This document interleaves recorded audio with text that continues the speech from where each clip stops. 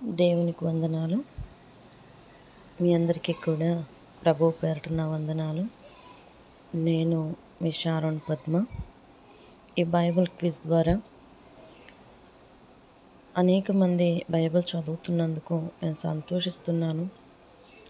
క్విజ్కి answers కూడా పెడుతున్నందుకు మీ అందరికీ నా వందనాలు. కొంతమంది రిఫరెన్స్ కూడా పెడుతున్నారు, వారికి మరీ వందనాలు. ఎందుకంటే వాక్యాన్ని ఎప్పుడైతే తీసి ధ్యానిస్తామో అది ఎక్కడున్నది అన్నది మనకు చాలా తేటగా తెలుస్తుంది. ఈ రోజుల్లో వాక్యాన్ని ధ్యానించడం కన్నా సేవకులు చెప్పారని, పాటలో విన్నాను అని ఈ రీతిగా వెళ్ళిపోయే వాళ్ళమే ఎక్కువ ఉన్నారు. అలా కాకుండా మన సొంతంగా పరిశుద్ధ గ్రంథాన్ని తీసి చదువుతూ ఎక్కడుంది అని గ్రహించుకుంటూ ముందుకు వెళ్ళడం అది చాలా సంతోషకరం. మరి నేను మొన్నటి వరకు కూడా పెట్టిన క్వశ్చన్స్కి ఈరోజు నా ఆన్సర్స్ పెట్టాను. నేను పెట్టిన ఆన్సర్స్ కూడా మీరు కళ్ళతో చూసేయకుండా బైబిల్ ఓపెన్ చేసి బైబిల్లో నేను కరెక్ట్ రిఫరెన్స్ ఇచ్చానా లేదా అన్నది కూడా మీరు చూసుకుని, ఒకవేళ నేను రాంగ్ పెడితే నాకు కామెంట్ పెట్టండి, మీరు ఇచ్చిన రిఫరెన్స్ తప్పు అని. ఒకవేళ ఆ రిఫరెన్స్ రైట్ అయితే మీరిచ్చినవి కూడా ఒక్కసారి ఆ రిఫరెన్స్తో పాటు టాలీ చేసుకుని దేవునిలో మరింత బలపడాలని ఆశపడుతున్నాను. ఈ లోకంలో ఆస్తిపాస్తులు అందచందాలు కొంతకాలమే ఉంటాయి.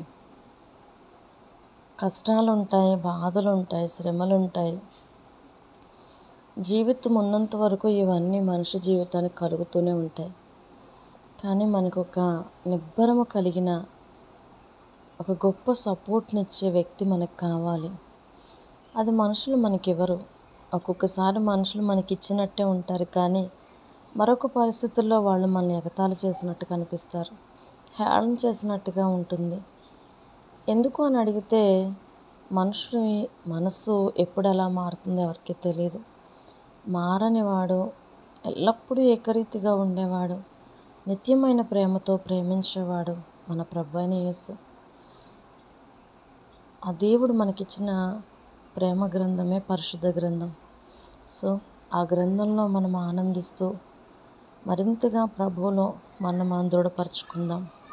మీరు ఇచ్చిన సమాధానాలను బట్టి దేవునికి వందనాలు. ఇంకా కూడా రెఫరెన్స్తో ఇవ్వడానికి మీ వంతు ప్రయత్నంగా మీరు చేయాలని కూడా నేను మనసారా కోరుకుంటున్నాను.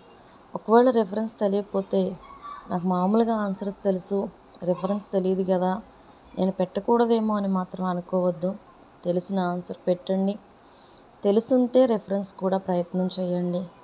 మనందరము ప్రభు రాజ్యంలో నిత్యమైన ఆయన కృపలో ఎల్లప్పుడూ ఉండాలని కోరుకుంటూ నా మాటలు ముగిస్తున్నాను.